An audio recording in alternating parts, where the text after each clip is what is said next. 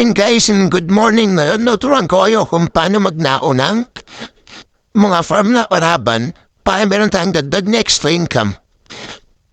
Siya nga pala, sa continuous daily site ninyo, mawawaw yun ang free white chickens.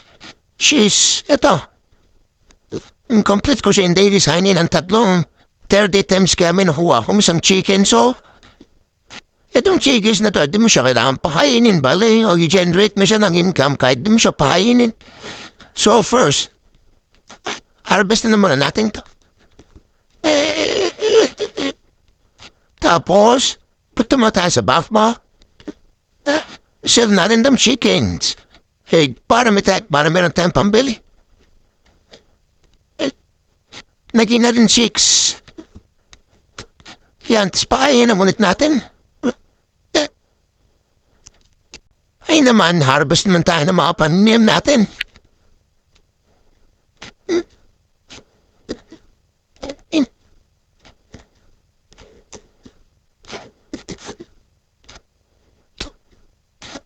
Ayan.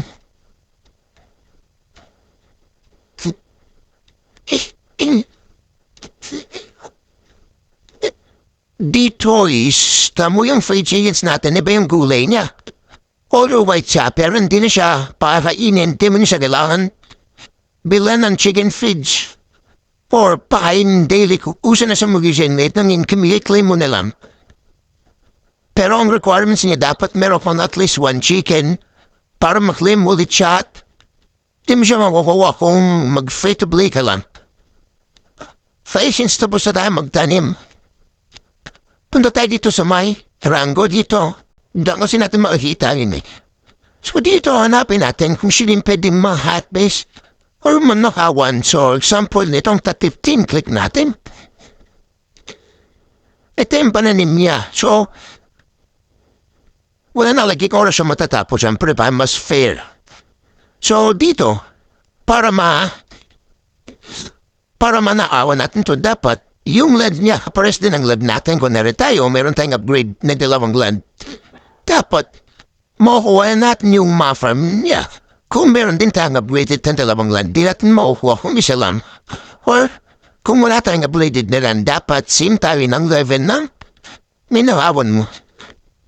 Tapos, kung ikaw naman yung ganito ayaw manahawan yung farm mo, pwede kang bumili dito sa Mayaso. Ito sa tindahan. Punta mo tong dog. Pumasok, bumuli ka dito sa dog.